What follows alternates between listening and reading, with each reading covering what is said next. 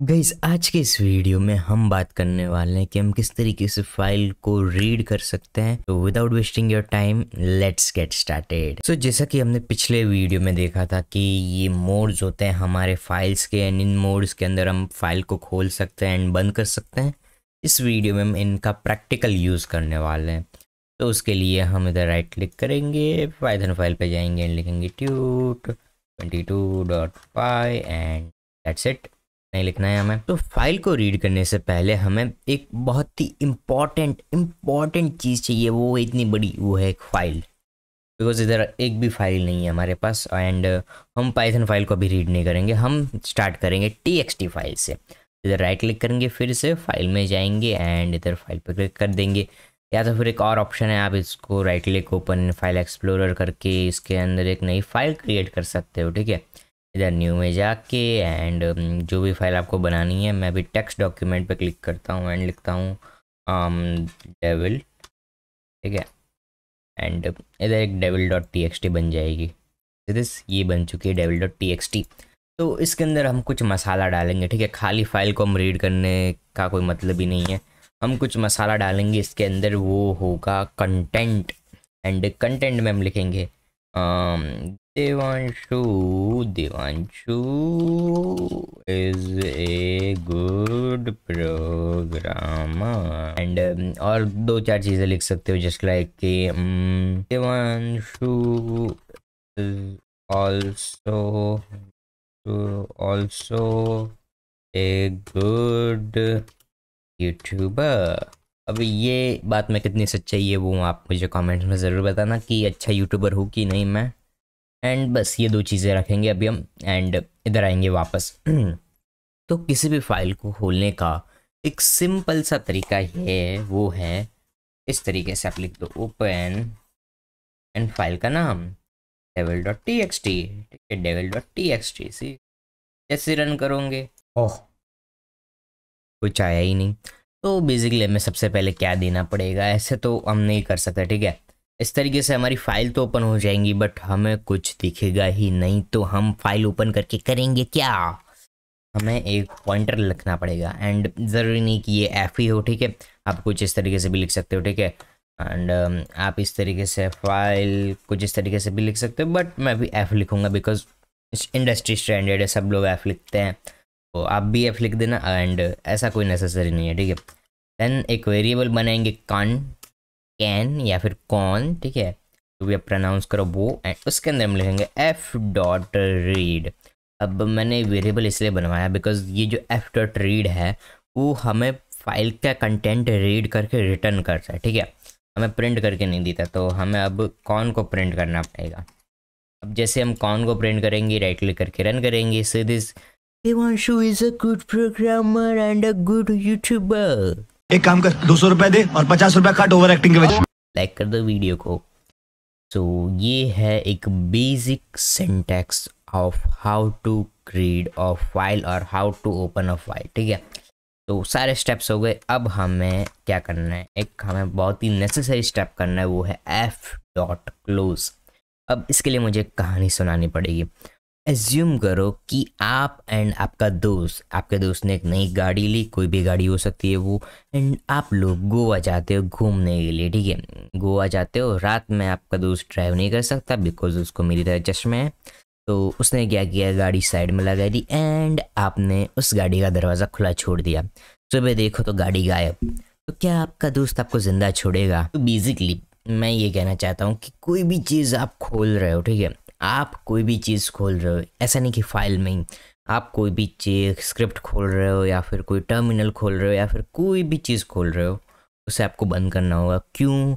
Because या तो कोई और प्रोग्राम उसको खोलना चाहता होगा। ठीक है, मान लो कि ये विंडोज़ में एक डिफ़ॉल्ट फाइल है जिसमें एक पाइचाम यूज़ करता है, एक मेरा VS कोड यूज़ करता है, एक मेरा एक्सेल यूज़ कर रहा है।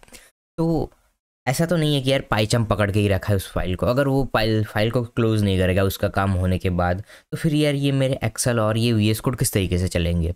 तो टेक्निकल टर्म्स में मैं ये बताना चाहता हूँ कि कोई भी फाइल अगर आप खोलते हो, कोई भी फाइल आप पाइथन के अंदर खोलते हो, उसे आपको क्लोज करना होता है, बिकॉज उस फाइल को खोलने की, उसके साथ डीलिंग करने की जो भी रिसोर्सेज यूज़ होती है वो समाप्त हो जाती है, यानी कि वो बंद हो जाती है। फिर कोई और फाइल होगी मे बी आपकी, वो उसको खोल सकती है, उसके साथ जो भी तागड़ना करना वो कर सकती है। तो बेसिकली आपको हर बार ये रखना ही लिखना है, बिकॉज ये नेसेसरी है, ठीक है। तो भैया ये तो हो गई हमारी फाइल को किस तरीके से ओपन करते हैं, रीड करते हैं, ठीक है।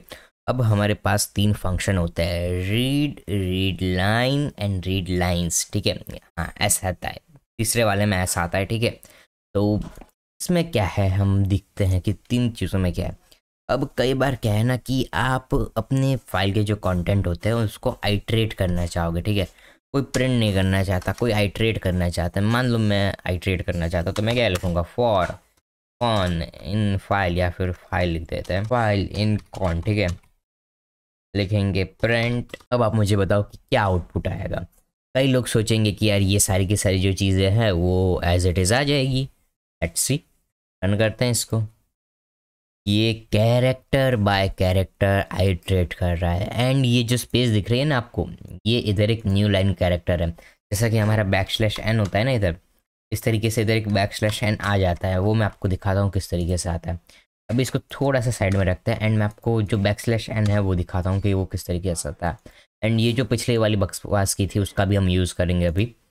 तो जो हमारा आर मोड होता है वो मैंने पिछले वीडियो में नहीं बताया था कि वो रीड मोड होता है एंड डिफ़ॉल्ट मोड होता है, यानी कि अगर आप इधर आर लिखो या ना लिखो वो आर मोड में ही खुलेगी। एंड सेम चीज़ टी के साथ भी होती है, आप लिखो या ना लिखो टी के साथ डिफ़ॉल्टली खुलता है, ठीक है। बट अगर क्या हो कि मुझे आर बी में खोलना हो, एंड आप मुझे कमेंट में बताना कि बी मोड किस लिए यूज़ होता है, मैं आपके कमेंट का वेट करूँगा। एंड अगर आपको नहीं पता तो आप पिछले वीडियो में क्या कर रहे थे यार, पिछले वीडियो में मैंने समझाया कि क्या है, बहुत ही लंबा चौड़ा प्रोसेस बताया आपको, इतना लंबा, ठीक है। तो बेसिकली बाइनरी मोड होता है, ठीक है, अगर किसी ने पिछला वीडियो नहीं देखा तो, ठीक है। तो अभी हम क्या कर रहे हैं, अभी हम रीड कर रहे हैं फाइल को, वो भी बाइनरी मोड में। तो चले देखते हैं किस तरीके से रीड होती है ये। तो ये देखो ये बाइनरी का बी आ रहा है, ठीक है। एंड आपको इधर बहुत सारी चीज़ें दिख रही होगी, \r दिख रहा होगा, वो आप देख लेना किस तरीके से होता है। बट आप इधर देख सकते हो, इधर एक और कैरेक्टर है \n, एंड आपको पता है कि \n किस लिए यूज़ होता है, एस्केप करने में न्यू लाइन को, ठीक है।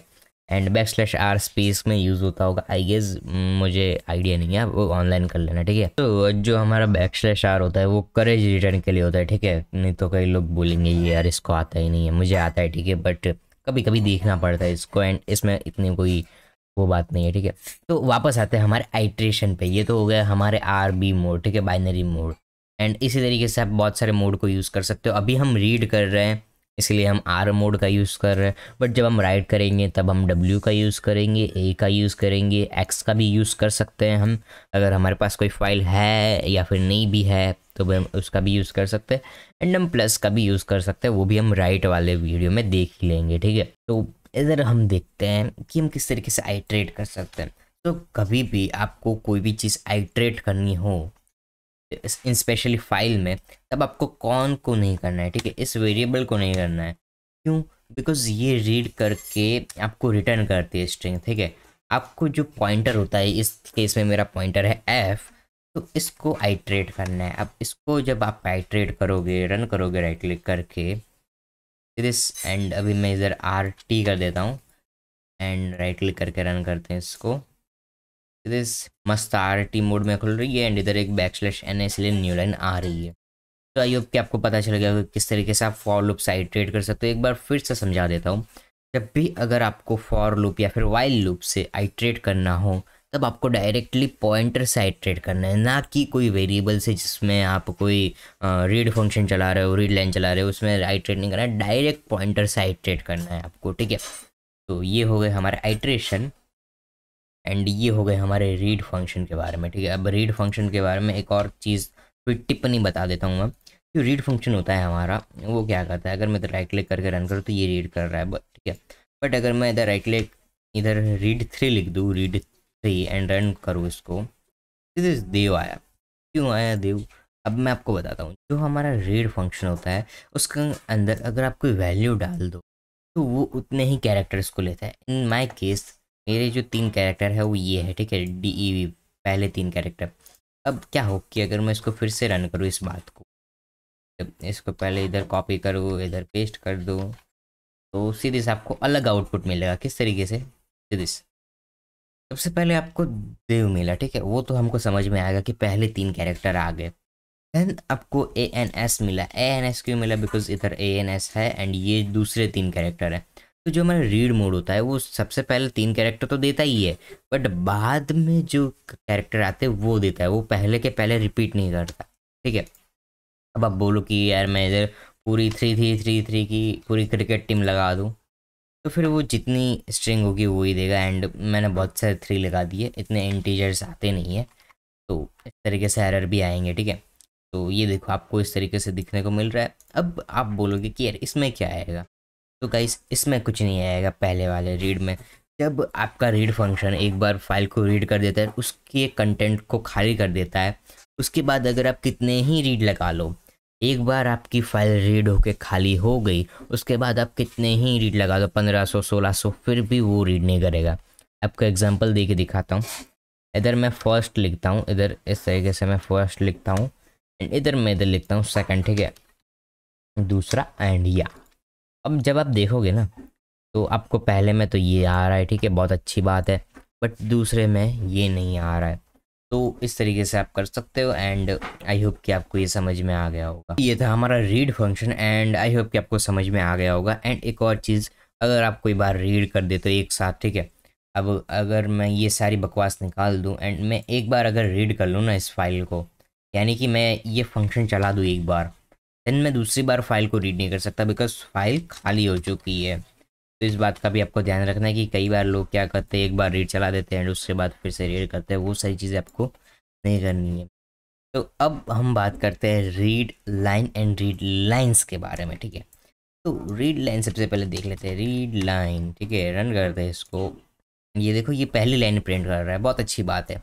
तो बेसिकली रीड लाइन क्या करता है कि जितनी हमारी लाइंस होती है, अगर मैं इसको कंट्रोल सी कंट्रोल भी कर दूँ इस तरीके से, मेरे पास 22 लाइन है, ठीक है, इसके अंदर, बट अगर मैं रीड लाइन चलाऊंगा तो ये पहली लाइन ही प्रिंट करेगा। एंड अगर आप पूछो कि यार मैं इसको दोबारा चलाऊं तो इधर एंड दोबारा प्रिंट करूं कौन को, तो देखते हैं क्या आता है। राइट क्लिक करके रन करेंगे जैसे ही, this Devanshu is a good programmer, but मैं अगर इधर लिख दूँ बैड, ठीक है, बैड प्रोग्रामर लिख दो, फिर से रन करो इसको, इधर बैड प्रोग्रामर आ रहा है। तो ये क्या करता है, सबसे पहली जो लाइन होती है उसको प्रिंट करता है, उसके बाद दूसरी लाइन को प्रिंट करता है, तीसरी लाइन को प्रिंट करता है, ऐसे ही लाइन बाय लाइन आपकी जितनी भी कंटेंट होता है, जितना आपका फाइल के अंदर, उसको प्रिंट कर देता है। आई होप कि ये भी समझ में आ गया। अब रीड लाइंस के बारे में बात करते हैं। रीड लाइंस क्या करता है वो हम देखते हैं। तो इसको सबसे पहले हम कमेंट आउट करेंगे या फिर निकाल ही देते हैं, सारी चीज़ों का भी कोई ज़रूरत नहीं है हमें। राइट क्लिक करके रन करेंगे तो ये क्या करेगा, ये हमें एक लिस्ट देता है। लिस्ट किस तरीके से देता है, मान लो कि आपके पास एक यूज़र डेटाबेस है, ठीक है, उसमें सारे यूज़र की यूज़र नेम है एंड यूज़र पासवर्ड है। तो आप क्या करना चाहते हो, आप उसको एक लिस्ट में स्टोर करना चाहते हो। तब आप क्या करोगे, तब आप ये फंक्शन को रन करोगे। इस फंक्शन को रन करने का मकसद ये है कि अगर आप इसको रन करते हो तो आपको एक लिस्ट रिटर्न करता है एंड आप इसको कोई भी वेरिएबल में स्टोर कर सकते हो एंड आपकी लिस्ट बन गई। अगर मैं इसका टाइप चेक करके दिखाऊँ आपको, अगर आप इसका टाइप चेक करोगे तो आपको एक LST मिलेगी, ठीक है, क्लास लिस्ट, ठीक है। तो ये है आपका read lines and read line and read function, ठीक है। तीन फंक्शन आते हैं हमारे पास रीड करने के लिए एंड इस तरीके से आप रीड कर सकते हो। आई होप कि ये वीडियो अच्छा लगा होगा आपको गाइज एंड आपको पता चला होगा किस तरीके से आपको फाइल को रीड करना है एंड किस तरीके से आप फाइल की लाइंस को रीड कर सकते हो, किस तरीके से आप उसको आइट्रेट कर सकते हो एंड किस तरीके से एक लिस्ट रिटर्न कर सकते हो अपनी फाइल के कंटेंट की।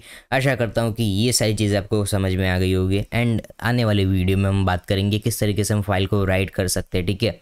एंड बस आज के इस वीडियो में इतना ही guys. Thanks for watching this video guys and I will see you in the next one.